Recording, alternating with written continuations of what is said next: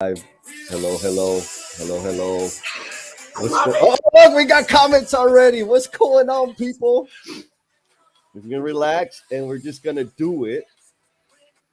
What's going on? Omniverse, the No BS tribes going up. They ain't playing. Oh, and Jamie's up. Jamie's actually up, like not Uh-oh. awake. What the world, Jamie? Good morning. All right. So we got, let's see who we got that was up in here early. We got Mr. Felipe Engineer Manriquez says this is going to be epic. We got the wild and crazy Steve Martin coming in from YouTube. He says, let's get ready to rumble. Jeremy Atkinson. So my understanding is they're having it's a watch party right now. He's got a group of people watching us. I was able to talk to him yesterday. Another just amazing human being in our industry that's really putting effort into making things better for the And men I and was on a women. call with him, and he's like, "Oh yeah, I talked to Jesse earlier." I'm like, "Well, that."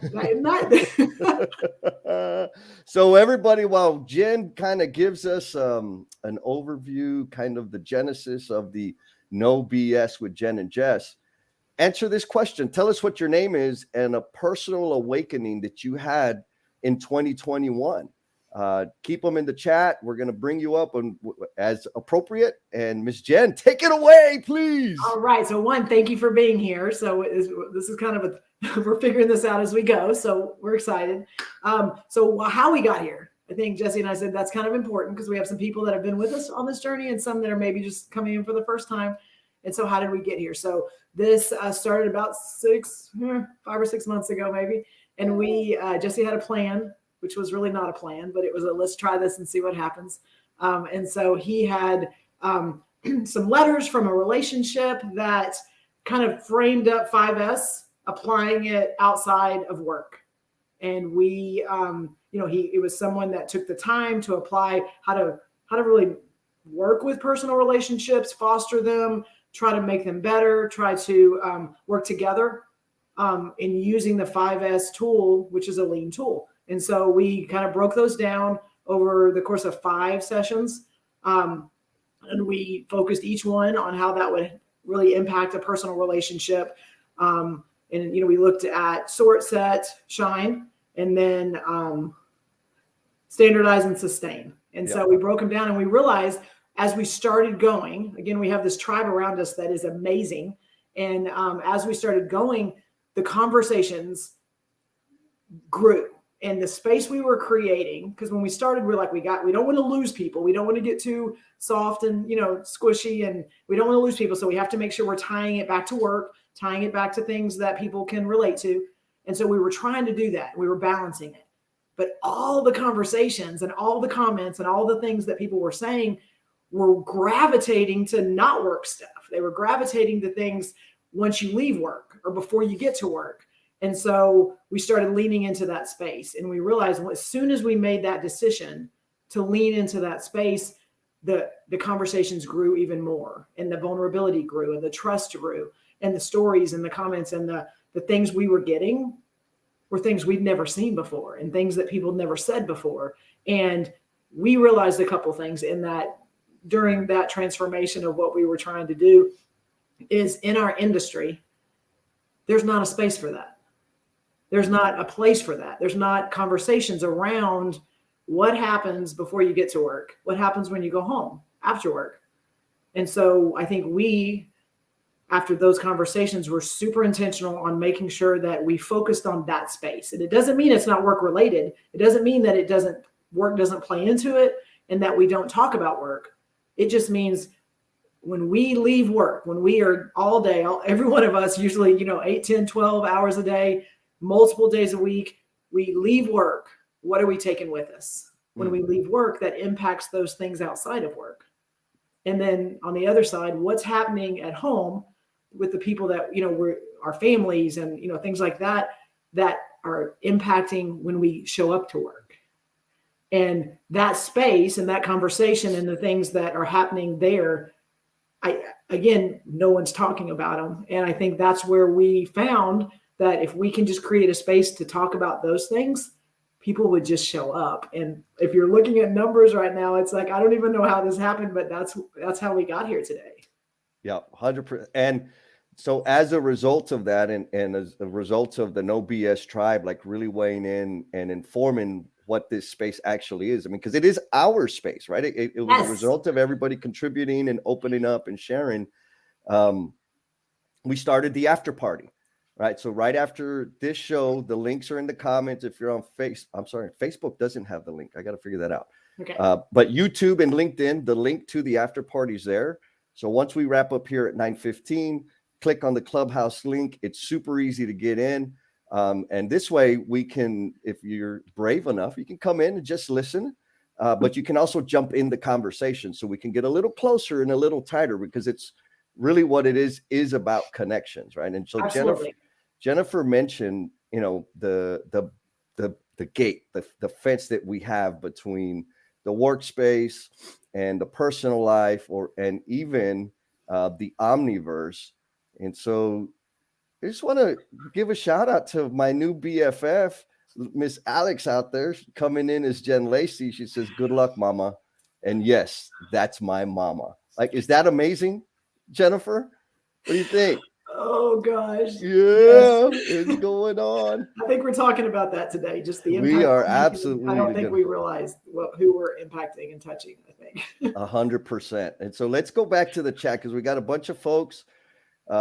We got Felipe answering the question. One of his biggest personal awakenings for last year is to trust more and go with the flow.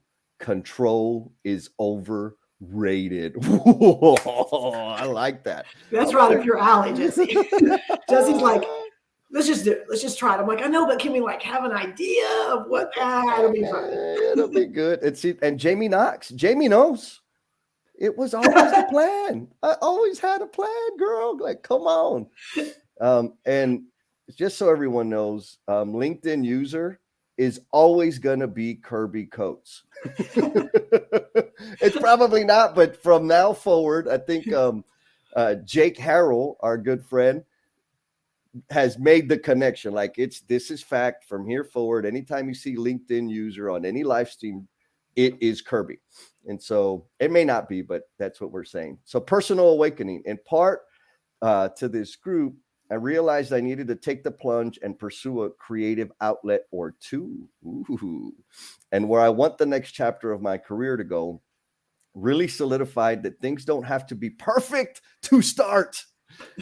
And you can always improve, but you got to get started. Oh, man, I read something the other day, Jen. And the quote was, "You cannot edit a blank page." Ooh. So, I think we're living that and we're seeing that. I know you, Adam, and I are working on some culture blog stuff. And I think sometimes we just had to get stuff on the page before we could even decide what it is. And this past week we went through that, where we thought we had it on there. We started going through it. We started cycling through it and realized, like, oh, we got to shift. We got to pivot. We got to look at it, but we couldn't even have realized that until we had something on the page. And I think that was a huge kind of, for us, aha moment. Yeah, it's got to get it out there and be okay. I mean, that's one of the things about ideas is cemeteries are full of ideas, right? We all have ideas, and if we don't release them out into the world, what good are they? Right. Now, the challenge is when we release them out into the world. I had this conversation with Jesse at San Jose University the other day at the airport.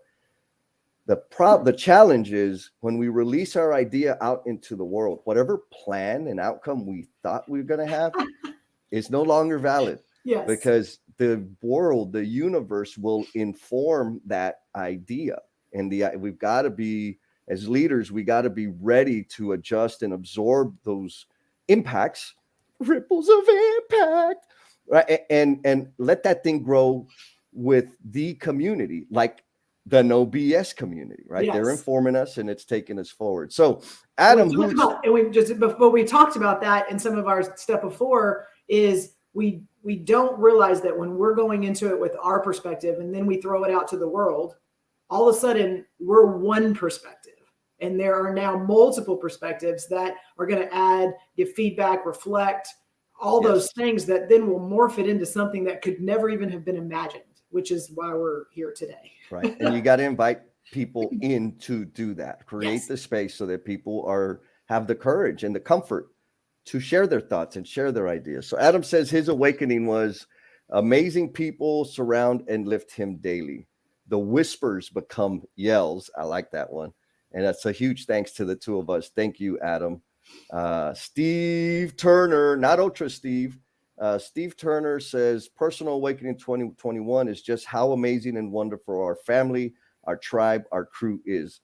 100%. Felipe and I were talking about this yesterday. I think I mentioned it to you, Jen. Like this group of folks that are in the construction space and in the lean space, we're all supporting each other, right? Like we're all pimping each other out and saying they're awesome and he's awesome and she's awesome. And like, that's what it's about. Like, that's how we're going to make this thing better for everybody out there. And then we got Ultra Steve, who says his 2021 is some small ideas can make a huge impact. 100%. So a little Absolutely. Selfish shout out here.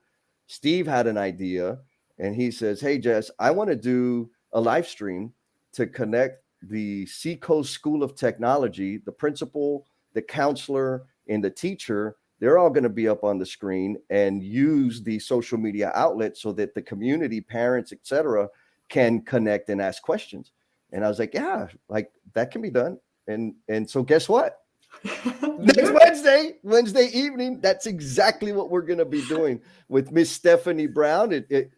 Amazing opportunities out there going on. So Jen, I love the comments, y'all. Keep them coming. What are we talking about today, and how did we come up with today's subject? Well, I think impact, and somehow it's going to come back to some stuff we've talked about. But I think what you threw out towards the end of the year last year was, hey, this space seems to be growing, and we think we're going to lean into it. What do you want to talk about? What do you want to hear about? What do you want us to kind of use this platform for?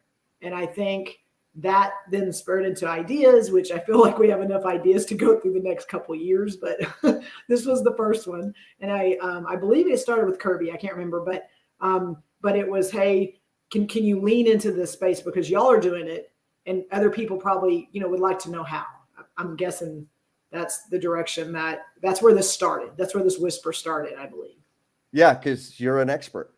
I will never claim to be an expert. I will claim that I'm learning every single day. Yes.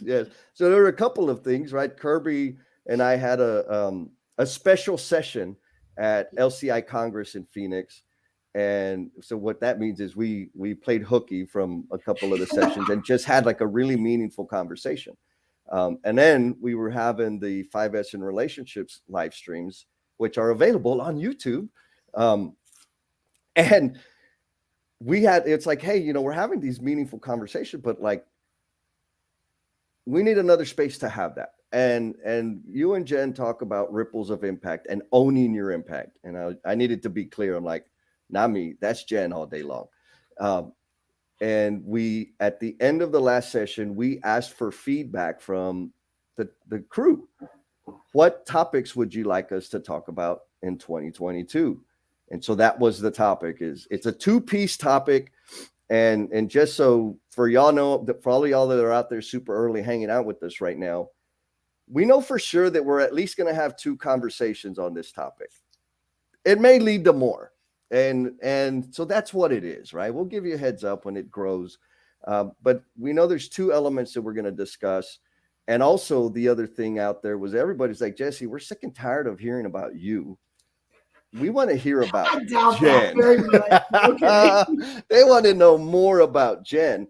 So we're going to examine today how to identify your impact. And Jennifer graciously volunteered to be on the operating table. So she's going to be the source of the content. And I get to ask my little questions and kind of pull things apart and help you get to know Miss Jennifer a little better, because she is, you already know, she's pretty darn amazing. But in terms of like the inside gushy, really special stuff, there's so much more there, and we're going to get to learn it. What do you think, Jen? No, so as a true culture warrior with a shield and a sword, I will be deflecting a lot of these things and I will be trying to take some of them and pushing them right back to you, but I will try. Yes. Okay. So Jen, Yes. get yourself warmed up because I'm gonna go to the comments. We got a ton of comments out there. I don't want to ignore y'all, but and keep them coming. I love you. Yes. We want to lean into them as well because you are what made us be here today. Because we could probably just continue to show up, but you keep showing up, which made this be what it is. So no BS is because of y'all. It's not because of us. 100%. And so we got George Hunt says his awakening for 21 was I need to take more time to refill my cup. Man, Steve Martin. That's everybody's. Yeah, for real. I like Steve Martin. He helped me. He planted the idea of don't refill the cup, get a smaller cup. It's like, whoa, even better. I like, well, because I'm lazy, right? That's I kind of lean that way. We got Tom Weathers. What's going on, Tom? He says his awakening is leading with humility and a little vulnerability leads to so many more opportunities. So Tom is the Congress chair. So he's like the guy that's pulling all the strings for New Orleans in October. So that's a big deal. Gangsta. We got gangsters. Mr. Buddy. His awakening is that there is a type of work therapy in ripples of impact from all directions. Thank you, buddy. Man. Miss Jamie says, everyone is helping without the need to ask. My tribe is deep and wide. Amen, sister. We know it. Dr. M, I think it's like late evening or super extra early morning for Dr. M. He says he started September last year and came out of his awakenings, but he gave us a nice little, here it is. We can do it together. Let's share and learn together. Salt. Nice. Oh man, and I'm like a salt fanatic. So thank you for that, Dr. M. We got people coming in from YouTube, from LinkedIn. We're kind of waiting on the Facebook people. Come on, Facebook, wake up. Yep, Will. I missed Will. Yeah. Oh, there he is. Yes. Will says his awakening was, and this is pretty darn profound, right? Was last spring when he realized the circumstances of his life were not aligned with who he must be. Ta-da. Then he met us. Thank you for that, Will. I think it's the other way around, but thank you. So he keep inspiring us all, Jen and Jess, and here we go. So it's Yesenia. I want you to pull her back up just because I think she's a first time watcher. Yes, Yesenia. I shared some stuff with her, and then she commented and shared it on her page. And anyway, she's amazing. But anyway, I want to make sure we give her a shout out. Solid advice, right? Give yourself the me time that you don't think you need. Like we absolutely need it, and we need a whole bunch more. Okay, y'all keep them coming. Bring the comments. We're fixing to make Miss Jennifer squirm a little bit here. Yeah. So I'll get back to the whole thing, right? We talked about the group, the No BS tribe, and we didn't know this at the time when we selected the topic because we had a whole bunch of topics, which was cool because Jen and I were like, we got to start this thing, but what if it dies? And when we got the suggestion, it was like, oh girl, we got like 2 years of content here. And so we kind of sifted through them and we picked this one, because it's kind of perfect, right? It's the new year. People are resetting and setting goals and all that. And a significant thing that I know that I experienced last year, or maybe over the course of several years, but really came to fruition last year, was identifying my impact and owning, like, I know what it is, but owning it, I'm struggling. So Jennifer is going to give the secrets to all that next time. But today, we kind of want to know, Jennifer, the expert panelist here, like, what's the silver bullet? How does one or you identify your impact? So I think we have to start with impact in that word. Okay. Because when we think about it, big picture. So when I say the impact, I'm going to say my brain goes to like an asteroid coming towards Earth or something like that. Like that's my brain. And so we go, oh, this big boom, this big collision, this big, like that's what we think when we say impact.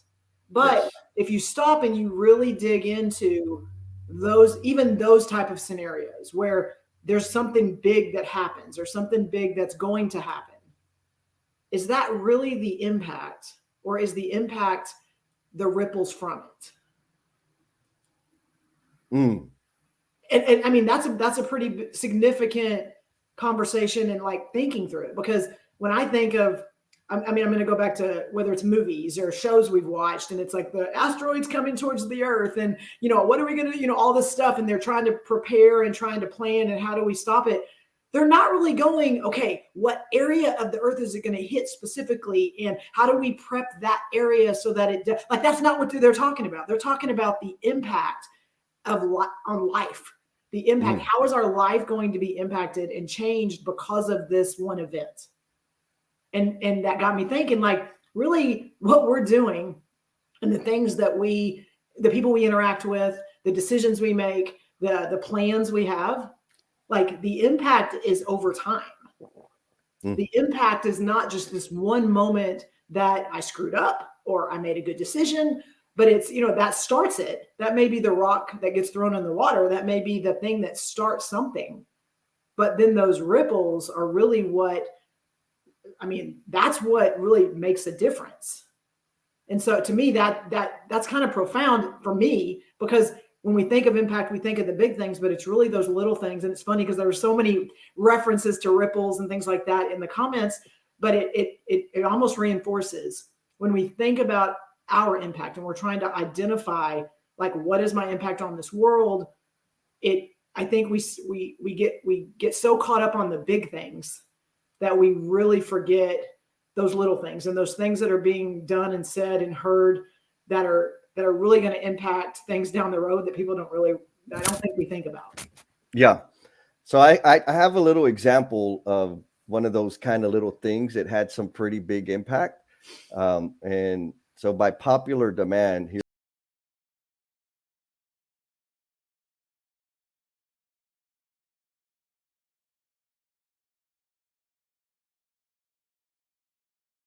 no, everybody was dying. So Jen, I think you've done really good job. And for the audience out there, this is a good snapshot at Jen's skill of deflecting. So you did a fantastic job defining what impact. We have to start there. I mean, that was important. It was. I'm messing with you. And so you've been in the industry 18 years, right?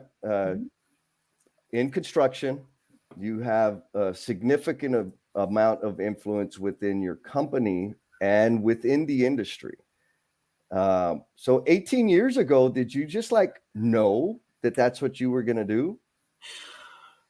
Absolutely not. And I want to give props, and I want to paint this picture very clearly. So, coming into this industry, my background, had a degree. You know, I did have a degree in operations management. If you haven't heard my podcast on Felipe's EBFC show, I kind of go into the details of this, but I will hit the high points.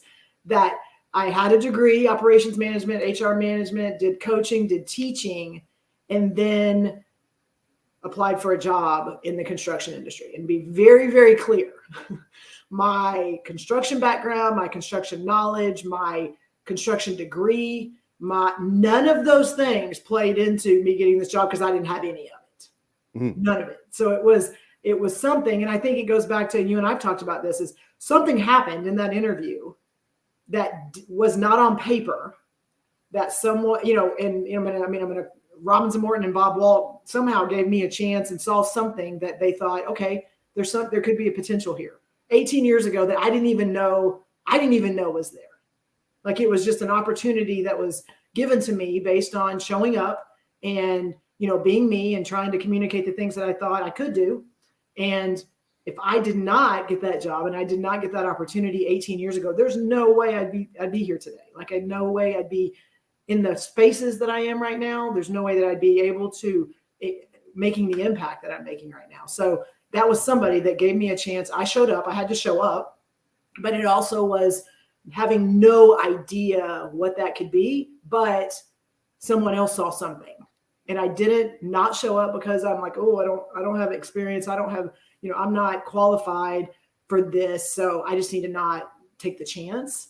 Absolutely. You have to take that. And you've helped me with that on just get to the cliff, get ready. You'll be okay. You got people around you, just kind of taking that jump. Okay. And so what I understood was you started this job, no background, no history in the industry, and because of something magical, right? They recognized something amazing about you. Mm-hmm. They said, okay, let's hire Jennifer. And it makes me think, and I think our folks out there are they're gonna understand this, is we hesitate to take that next step. Oh yes. Right. We're gonna take the step when we're ready and when the time is right. And I know, because I know that you took that leap from a totally different industry entirely. I think it's important to talk about that. Okay. Like what was the leap that you took? So again, and those of you that know me now, it's kind of ironic, but also it plays a big factor. So I was a teacher and a coach. And then I left that industry to come into this one now, teaching and coaching. Like, what does that have to do with anything I'm doing now? Like a whole lot. And so I think just the things that create that foundation of who we are and what we love and what we're doing, like that, at that point coming into this industry, I didn't see the connection. I didn't see how that would really impact, what I could do and what I can impact outside of myself. And right now, that is everything. Mm-hmm. The teaching, the coaching, the growing, the listening, how do we connect people? How do we collaborate? How do we create spaces where teams are able to come together and learn and grow and improve and be better? Well, that's teaching and coaching. I mean, that's what we're doing right now. So you had some transferable skills, took a leap, and I guess you had a notebook that said, well, look, these are all my transferable skills, and this is going to be perfect in construction. Hey, folks, hire me. That how it worked out? Not really. No, it was, okay. It was a lot of, you and I have talked about this. It was a lot of coming in and being very, had to own that I didn't know anything. I came into an industry that I had to do a lot of listening, a lot of asking questions, and we talk about being the smartest person in the room or not, or making sure you're in a room where you're not the smartest person. I didn't know anything. I mean, so it was a lot of learning. It was a lot of really time on, taking time outside of work to even understand things that I was supporting. And then again, an amazing industry of people, an amazing company that embraced it and answered all my questions and did not get irritated and did not get frustrated, and really gave me the understanding of, what we're doing.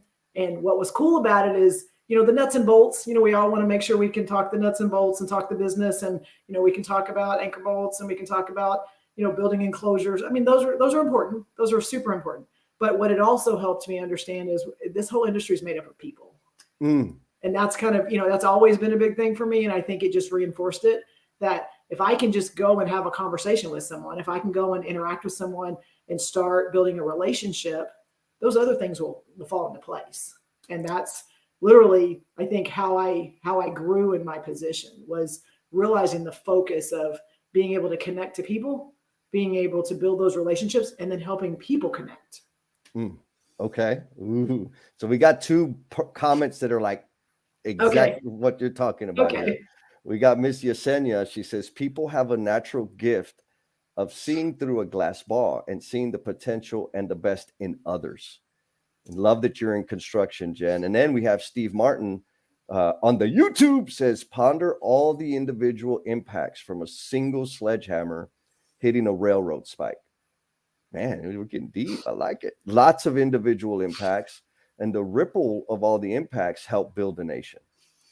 So you made this transition, you came into construction, and were you like 100% clear on what your impact was? Did you know without a doubt what your impact is or was at that time?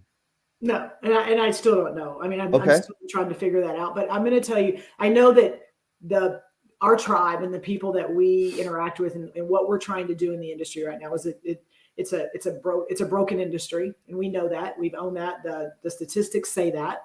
And Felipe and I were talking, a little bit, and some of the stats, one is there's over 1 million unfilled construction jobs right now. That's a big deal. Felipe gave me another stat that was even more significant, was that last year 4 million people resigned from their jobs. Mm-hmm.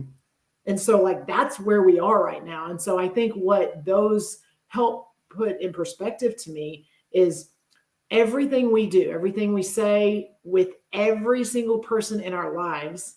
And, we're focusing on outside the gate, but every person we interact with impacts those numbers. Yes.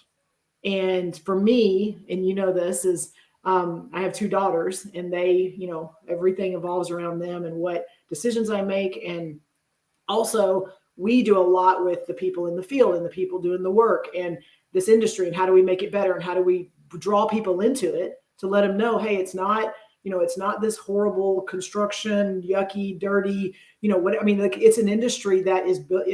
Steve said we're building a nation right now with what we're doing, and we don't think about it like that. Nope. But my conversations, and I think I've realized this over the last year, are having impact that I don't think I could have even thought of. And a couple of examples are we all have jobs. We all have jobs that are important, and we show up and we do our work. Some of us work a little longer than we should. Some of us, put that time in and don't take the time at home. And we're working on trying to embrace that and, make sure that we are taking the time for ourselves. But 2 specific examples is we need to understand the impact we're having on every single person around us, because we are used to checking that hat at the gate, walking through the gate, going home, and that's one place. And then we come back to work, get that hat back on, and then walk through the gate, and then that's another place. And that is being dissolved. Like that, what's happening right now, and I'm seeing it and I'm feeling it, is the examples are, so I have a 13-year-old, and any of you that have 13-year-old daughters or sons, that age is right now where I'm not really the cool person. Like they're just like, right now you're like, oh, that's mom. She's made 2 comments to me in the last, I'm going to say, couple months, that I realized the impact that we have outside the gate. So the first one is, she's Mom, sometimes when we're at lunch, we're not doing anything. She goes, you know what I do? And I'm like, what do you do? She says, I pull up my phone and I do a search for Jennifer Lacey and Robbins and Morton. And you have so much stuff out there. Everybody looks and goes, oh my gosh, she's so cool. She goes, then that just makes me look cool. And I'm like, what? So for the first thing there, and again, the cool part's one thing, but that's the people right now out there. She's 13, but 14, 15, 16, 17, 18. These are people that are deciding what they're going to do with their careers. These are kids that now are trying to decide where they want to go. And they live in that space. And so, we've grown because of this space, and that's and our people that, except maybe one that is up way too early this morning, but most of these people are already in our space. Yes. But do we stop and think about the impact we're having on those that are making decisions to come into this space? That are in that right now, in that right moment now, of their life. Deciding what they want to do. And so another example is, my December was a little crazy. Most of you probably saw it on social media, but my house flooded, and we were making some transitions and trying to figure out where we were going to live and what would all that look like. And so there was one time as we were making some transitions in the space, we had a bunch of people in our house, like trying, holidays, things like that. So there was a morning that I had air mattresses and blankets, and I had extra people in my bedroom that were, because we were trying to make space for people to sleep. It just happened to be one of those mornings that Adam and I have our call, because we have 2 calls twice, we have calls twice a week, very early in the morning, like 4:00. And we talk through some things that, we're working on in this space. And I'm on the call, and we get through, and later that day, my 13-year-old. She goes, Mom, I was up this morning. Maybe it was last night. I can't remember because it was super early. She goes, but I was listening to you talk. And I'm like, okay, where's this going? And she said, I was listening to you talk on your call with Jesse and Adam. She goes, you made a really good point. And I was like, man, that was cool.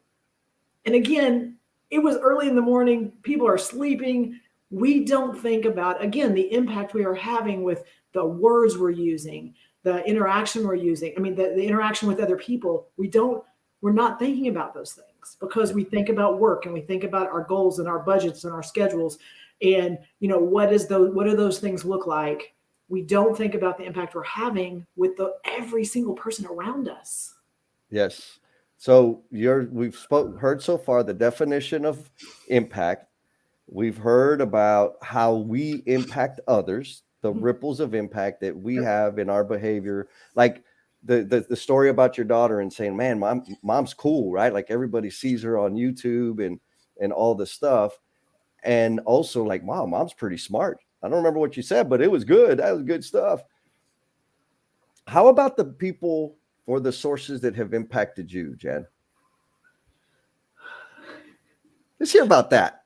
Yeah. Oh, this one gets, okay, we can do this.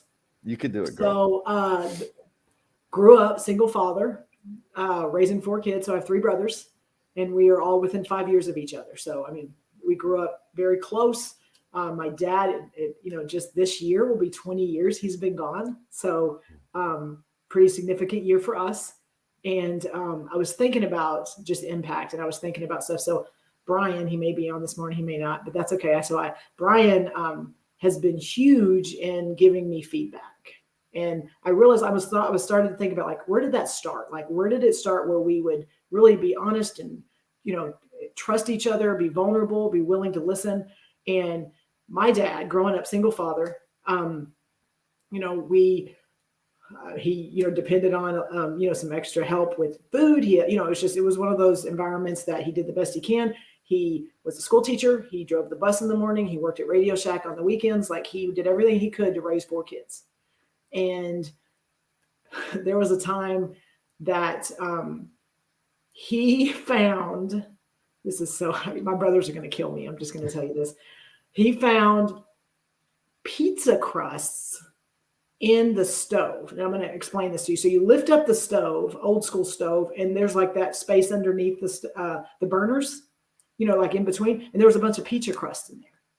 And my dad was he was a pretty heavy hitter. Like he was like, well, we're not going to play games here. But every time something like that happened and he didn't know who did it, who didn't do it, whose fault it was, the way he handled it was all 4 of you, you're going to sit on the couch and all 4 of you are going to sit there until y'all figure out who did it. And then you can tell me who did it so then I can punish them. Okay, let's stop and just think about that scenario. How many times right now in our everyday life that we run into a constraint, a roadblock, an issue, and we are looking at a team, we're looking at a group of people, and we could stop and look and place blame. We can start making accusations. We can start making assumptions, or we're trying to create those spaces that people will work together to figure it out. I don't know. I'm just saying based on my experience. So he would sit us on the couch and he'd say, y'all are going to sit there until you figure it out, until you can tell me who did it. And so the funny part is so we're sitting there and I got one brother that's like, we know he did it. We know he's the one that usually it was the one at fault. And he would, I didn't do it. And he would be fine sitting there all day. And I got another brother that would be like, I'm ready to go out and go hang out and play with my friends. Fine. I'll just say I did it. That way I get a spanking and then I can go play. And so it's like this, I mean, we were like, 7, 8, 9, 10 years old sitting on this couch trying to figure out all this dynamic and come on, Aaron, if you do, I mean, we were negotiating and all this stuff. And at the time, we didn't even realize what he was doing. And I mean, and that was over time. Like that wasn't just a one incident thing. It was really being able to, build those relationships, understand negotiating, understand sometimes you got to take one for the team, understand that, what does that look like? But we were also learning to communicate with each other. We were learning. I mean, it was like in my mind, it was like a big room space on a couch. I mean, that's what I think about when I think about it, because he was doing that. And again, he was super smart, and he was a teacher, and he was, using some skills and helping us understand them. But now, grown, we're all grown. We still, brothers and sisters, and we're still having those same conversations. We just may not be on the couch. And so what are we doing? And I go back to the influence part and wrap it back around. So for that specific incident, the pizza crust, is we just kept going back and forth. We couldn't, no one would own it. And no one was going to go, I put pizza crust in there. And after hours of us going back and forth, my dad comes back in the room and says, okay, I think I figured out what happened. It's not any of you. And it happened to be that there was a rat or a mouse or something that had got them and drug them in there because it was a warm space for them to which is but it is what it is. Sometimes you grow up in not very good, situations. And so anyway, but that's one example of that we were having to figure some things out. There were other times that my brother just took one for the team. The other one, stubborn as he could be, we realized we had to build him up, and we had to tell him, hey, if you do this, then we'll do that. I mean, this is the crazy stuff. The negotiations. Yes. And I think what I realized now with our conversations, my dad was just planting seeds, and he was creating things in us that we didn't even know. And to bring that full circle, what are we doing with not just our people at work, not just our spouses? What are we doing to plant those seeds and to have people? Are we pushing them to do problem solving? Are we pushing our kids to really stop and understand? I have the conversation about failure all the time. What is that, and how do we embrace it, and how do we still get back up, and how do we not, get completely devastated because of things? And are we having those conversations? Are we letting people around us and the people that we can influence understand the need for those type of things? Because a lot of the things that I see is we're not preparing them for things like that. Okay. So we'll give you a little break. We're going to go to the comments. You're like, oh, thank God. So Kelly Dahashi says, good morning, my friends. What's going on, Kelly? Yes. Thanks for jumping in the chat. One of my best friends. So really? Thank you so much for that. Yes. You know this guy? Oh, yes. Our buddy Jake. He says, howdy. What's going on, Jake? Thomas LeMay says, words matter, both what you say and what you don't. 100%, right? What I took away from what you said, Jen, is we are always creating conditions that are going to influence the way people feel, and more importantly, the way they feel and think about themselves. Yeah. And we don't get to say, well, that's not what I meant, because guess what? That's what you did, fool. Right? You are, Jesse, and that just happened recently. It was, again, I have two girls, 10 and 13, and, and one of them got super upset, and the other one's like, well, that's not what I said. And you have to explain to them, it doesn't matter what you said. That's how she took it. I know, but that's not what I said. I understand. But if she took it that way, that's real. It's real inside her head, how she took it. So then how do we fix this? You can't just go, that's not what I said. And yes. How many times do we have those conversations at the job site? How many times do we have those conversations in the office? It's well, yeah, that wasn't my intent. It doesn't matter if that's how they took it. Right. I intended to lose 10 pounds yesterday. That shit didn't happen. So here we go. Dr. M says, thousands of miles away. Jen's energy is so genuine. Agreed. The clinical psychologist cap he wears. All who interact with her will open up quickly. Thank you so much. Yes, Dr. M. Thank you. Jamie Knox. I think I want Jamie to adopt me, because everybody gets to blame each other and nobody gets punished. I love it. Look at this. Impact versus intent. Love it. Thank you, LinkedIn user. We got Ian Smith, who just joined us. Good morning, Ian, down in Dallas, Texas. We got the Skilled Trades Alliance. Loving the No BS with Jen and Jess. Okay, so back to you, Jennifer. Take a big giant swig because I'm going to hammer you with another question. So you just talked to us about how our behaviors and the things that we say, the conditions that we set impact the people around us. And you know that without a doubt. Now, when your people tell you that you're amazing and the impact that it had on them, how easy is it for you to believe and own that? It's getting less hard. Okay. I struggle with that. And it's not that I don't believe in me and what I'm doing. And it's not that that everything that I'm doing, like I can see the things that it's impacting and affecting. It's for me knowing that I'm never going to be an expert. I'm never going to be at the point where I can't learn and get better and improve. When someone says things like that, I've had to, over the last year, had to stop and realize that there are superpowers out there that we all have, and things that make us who we are and how we show up and how we impact those around us. And one of those things for me is, listening and being there in the moment and being able to connect to people and trying to find that in them. And so that I'm learning a little bit better, I guess, to how to own that, because I'm seeing it. And so I think when I'm seeing the results of what they're doing, it makes me go, oh, I kind of had a hand in that. I mean, I think we had this conversation here. I don't remember. Maybe it was with Adam. I'm going to take a little bit of ownership of this. Take it. I'm going to take it. Yes. And so it's like Adam, you and Adam and I have been doing a lot of stuff over the last, 6 months, 7 months.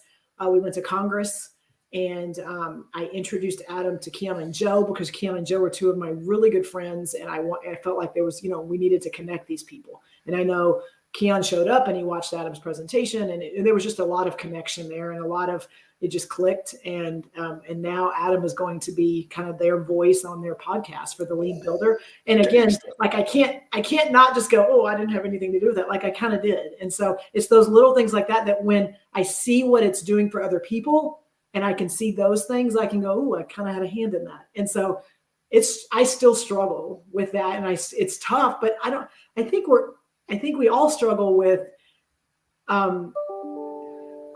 we have a lot of humility. All of us do. And there's some ego out there too, but even when we know something we've done, we just do it. We're not let me talk about it. I'm just going to do it and show people, and then they'll see that, and then they'll recognize, what we're doing. And sometimes we have to be a little more vocal. We have to be a little more intentional on how we communicate that, because it's not as clear for everybody. And so I'm learning. I'm not good at it, and I will struggle probably forever on it. But I have people around me that continue to remind me of things that I am impacting. Awesome. And so we got 2 comments, right? Adam says, Jen is the root of the Lean Builder. That's your ripple for sure. Jamie says LCI Congress was the changing moment for her. It's where she fell in love with Lean, and mostly because of the people. And I know you were I invited her. You invited her. You made her. You made me go. I mean, I kind of guilted y'all both into what do you mean you're not going to be? And we got Herman Michael. That's my buddy Herman Michael coming in from the YouTube land. Thank you, Mr. Herman. Good morning. James brings some wisdom for us, right? Planting seeds is easy. Cultivating growth is where things get tough. And so that's perfect, because thank you, James, because that helps me go back to Jennifer. And Steve Turner says, question, Jennifer, back to owning your impact and identifying your impact, because that's what we're here to talk about today. How do you identify your impact? So question Steve asks, if you weren't in your position at Robbins and Morton, what would Robbins and Morton look like today? Damn. Come on. Well, I will attempt to address the question. Here's what I've realized is I don't live in retrospect. Ever. Like I don't, because like we can do nothing about what happened yesterday. Nothing. We can, and I have to have this conversation with my kids. I have to have this conversation with, okay, a mistake, a failure. I can't look and go, what if, could have, should have, would have. Like I've made a decision not to live that way. I do know that I have been able to, through the leadership, through the growth, through everything within Robbins and Morton, to help establish, help create some structure, help support the way we do business. And that's not me saying that, that's things that have been said to me. And so I know that I impact those things, and I know that I impact our teams and our projects. And so for me, I mean, that's powerful. That's huge. And that's straight from, having the support at the top and having people believe in me, maybe before I even believed in myself and saw something in me that I wasn't sure about. And they put me in a position to where that I could elevate those things. And so I will put full credit on that, because I couldn't even right now even understand or even visualize what we would look like, because I've just been a part of it for so long. So I think, so one thing that you said that I practice, well, most of the time, is, well, let me start here. It's something I think for the No BS tribe out there to take into account is people believe in you, and they believe in you for a reason. And you have cultivated this amazing group of people that are feeding into you.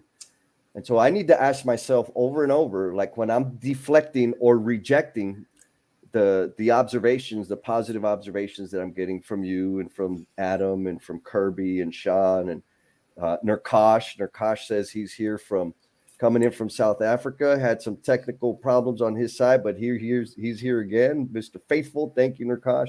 Like getting all this really great feedback and wanting to reject it.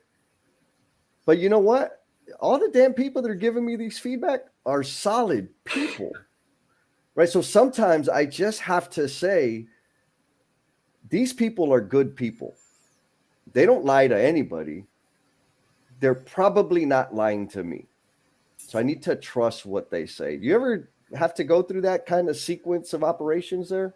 Oh yeah, absolutely. And again, it goes back to, I'm going to go back to my brothers, Brian, who is, he's connected to some of y'all on LinkedIn. We talk a lot. And I think what I've realized is, because I share the podcast and I share the things we're doing, and the trust and the vulnerability. I think it comes back to those things when it comes to the people in our space, in this tribe. And again, it's exponential when it comes to this tribe and how people show up and the trust that we have in each other and the vulnerability that we're willing to go. But what I love about what he's doing is I'll share something with him, and your mom goes, "That's great, that's wonderful," and all this stuff. And he shows up and he's like, "Jenna, listen to your podcast." I'm like, "That's great. What do you think?" He's like, "Well, here's the things you didn't do. Here's the things you needed to think about for next time." And again, like, it's powerful. It's powerful because every time he says something, I'm like, "You're absolutely right.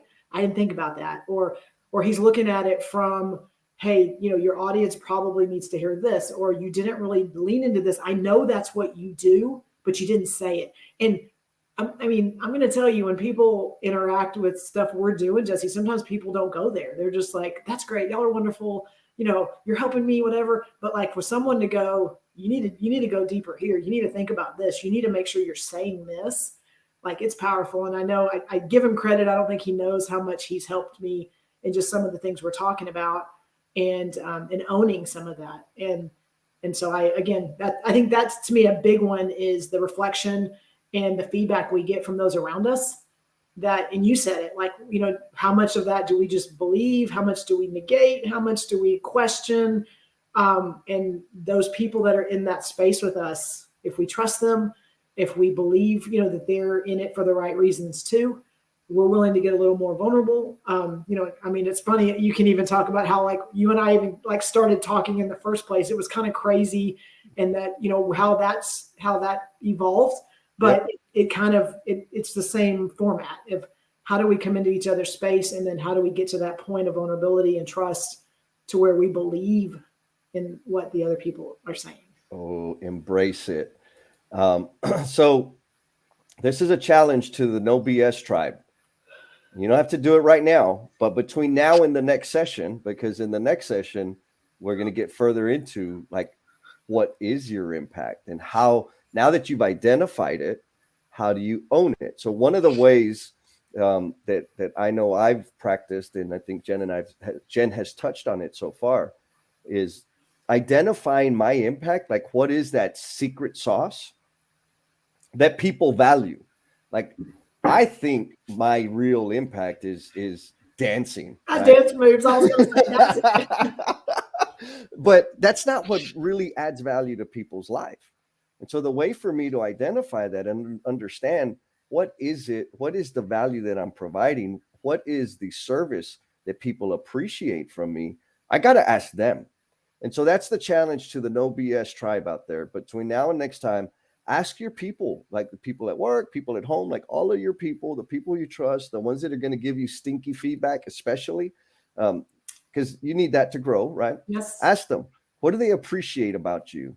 And share that with us in the comments when you're on LinkedIn, or I guess LinkedIn is our primary outlet there. Mm-hmm. What did your people tell you? And the thing about writing it down is because you're probably not going to believe it. If you're anything like me, you ain't going to believe it. But I write these things down because the more I gotta reset that broken soundtrack in my head that says I'm less than, right? And there's a lot of sources that I go to reset that so that I understand and begin to own what my impact is. And so, question back to you, Jen. So you've talked about your brothers, you talked about your father, you talked about the girls and how they've kind of informed your impact, the workspace. What other sources have helped you in identifying your impact? Like movies, books? Oh yeah. Well, I mean, books always. I mean, I'm constantly, I can't keep up with Adam's list of books that he sends our way, but I'm so trying. Like every once in a while, I'll throw one out there and he's like, oh, I haven't read that one. I'm like, oh, win for me. Cause he's read everything. So anyway, so books for sure. And the people around me and if they recommend it, I hate to say it, but if it's someone that I trust and I believe in what they say, I'm probably going to buy it. I'm probably going to read it, just because that's to me a huge, opportunity to learn. I know movies it's not so much learning from them as validation. And so I'm going to throw it out to this group is what are your all-time favorite movies? Like, what are those? And it could be more than one, because I have like 4. And as I was thinking about that and thinking about today and thinking about the things we're talking about, I started like digging into, okay, why are these movies like I can watch, these are the movies. And I mean, the ones that you can watch over and over again. And every time you watch them, you're like right there on the edge of your seat and right there, like really like, what's going to happen, but like you still are right there in them and you're following them and you're still getting a little emotional and things like that. What are those movies for you? Because I have 4 and mine are Moneyball, which I get excited about that one every time I watch it, because it is such a good analogy for lean in our construction industry and the change that we're trying to do and trying to improve and the focus on the process and stuff like that. So Moneyball is one of them. The other one is Armageddon with with Bruce Willis, which is again the asteroid and this and that, and how are we doing this and what does that look like, and the impact and stuff like that. So those are 2. The other 2 are Shawshank Redemption and The Count of Monte Cristo. And those are probably 2 of my all-time favorites. And I hadn't seen the Shawshank Redemption for like a while. And over Christmas, it was like playing on, some show, I saw it on TV. I'm like, oh, I haven't seen that in a while. And I watched it again, and I looked at it from a completely different perspective, even though it was one of my movies that I would have put on my list, because if you watch it it's like so much of what we deal with all the time. It's number one, it's patience. Mm-hmm. It's how are we looking at the bigger picture? How are we working together? How are we collaborating? How are we trusting the process? Mm-hmm. The Count of Monte Cristo is not as popular, but it's very similar to the Shawshank Redemption type movie. But it is, again, another one that's like, and I don't focus on the revenge part, but it's one of those that it's like trusting the process. And A League of Their Own, that's another one, Jamie. It's on my list. It's not the top 4, but it's really like looking at things and the impact things have, and really being meticulous and thinking about, okay, how does this impact this? How does this go to here? And both of those movies, the Count of Monte Cristo and Shawshank Redemption, like they had their patience over time of what the end goal needed to be was like crazy. But when they got there and what, it's just, there's a lot of things in them that, looking at it through the lens now of my role in this industry and what we're trying to do, and even this space of vulnerability and trust, like those to me are, for me, they all like, they resonate at different places as to why what we're doing is important. Awesome. So there's a couple points I want to make. We got 15 minutes before actually 20 minutes before the after party starts, but 15 minutes before we wrap up here. And to your point earlier about we're impacting people whenever we don't even know that we're impacting people. And so James shared this, right? He says his 2021 awakening began with a post from Adam Hoots, a conversation with me, that it was time for him to get out of his comfort zone, proving the ripples of impact we all can have without even knowing it. So y'all need to check out James Gable's podcast, The Uncommon Communicator. Yes. It's really great stuff. And guess what? It's about communication. So James is a communication expert. He's going to love that I said that. I know he is. No, he's not. He will not claim that, but he's absolutely learning and practicing and sharing some really good wisdom with his co-host on listening. So, here's a good one. George Hunt. Good Will Hunting is at the top of his list, and not just because he's from Boston. So my top 4 are the Sort, Set, Shine, and Standardize 5S in relationships that Jen and Jesse star in. Those are movies. I'll tell you what, Good Will Hunting had a significant impact on me when I was in apprenticeship. I think it was a first or second year apprentice, maybe third, when that movie came out. And it helped me come to terms with, I'm good at this. I'm going to be a plumber. Because up until that point, it was really difficult, right? Like people, all the stuff, the baggage I had in my head. There's a scene in Good Will Hunting where Matt Damon is talking to his advisor, right? And his advisor is kind of telling a story that, my parents wanted them to be a rabbi or something. He's like, no, I need to go into law. And so against everything, he decided to go into law. And everybody was upset and disappointed and brokenhearted, but he was living a fulfilled life.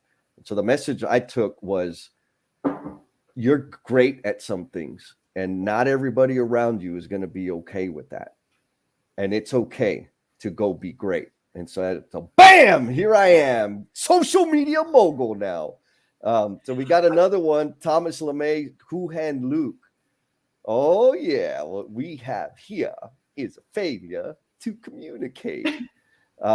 James owning it. He is not an expert. Good. None of us are. We're all like practicing, right? We're all learning. Faye's been with us since like way back in the day. He says he's not in the construction industry, but you two have had an amazing impact on me. I got the courage to start some amazing things in my workplace that can encourage new buys in my industry. Faye, thank you, my man. That's it. Thank you. You just made the year for us. Felipe's favorite movie, The Matrix. And Jennifer had homework that she got to pass on. She hasn't seen The Matrix yet. And Jen, So that takes me to two things before we shut it down. Okay, I want to chat, but I want to wrap up the movie conversation if that's not what you're talking about. Bring it. So there's a movie that I watch with my girls, and we watched it multiple times, and then I challenged Jesse to watch it, and then I challenged Adam to watch it. And so it's called Rise of the Guardians. It's a cartoon movie. It's focused, but if you will look at it and you will watch it and just, again, commit the hour and a half to watch it, it hits exactly what we're talking about today. And it's when you're looking at it through the lens of a child, it may be a little bit different. But if you look at it talking about what is your impact and owning your impact, and you watch it, Jesse, I don't know. I challenged you to watch it. I don't know what your takeaways were, but for me, every time I watch it, I can relate, and it resonates with me so much with what we're doing.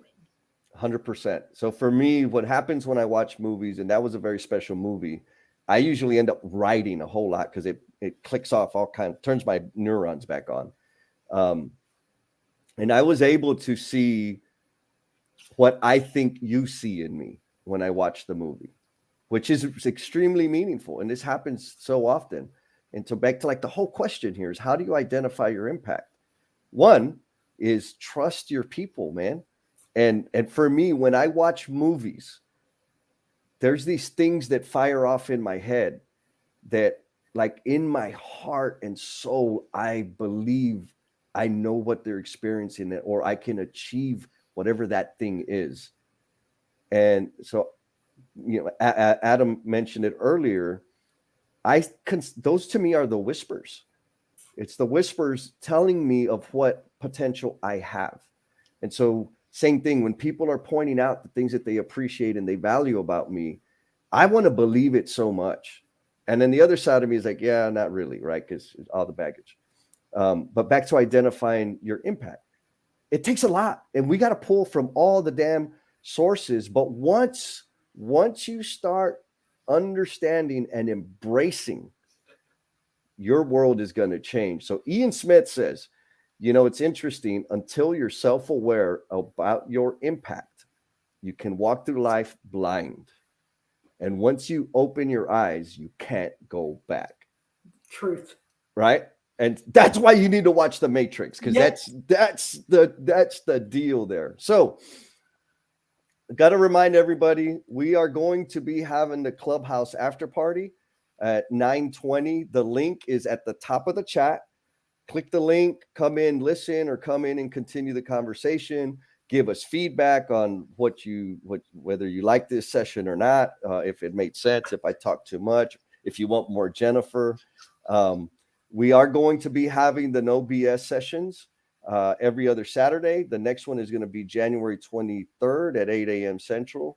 We're going to be live streaming on LinkedIn and the YouTube. And, we got to say, like, deep appreciation and thanks to all of you out there that followed our page on LinkedIn, because had you guys not followed, we would not be streaming on LinkedIn right now. And so, like, in just over a week, we hit 150 subscribers to the No BS with Jen and Jess page on LinkedIn, which was one of the qualifiers that they enabled us to be live streaming right now.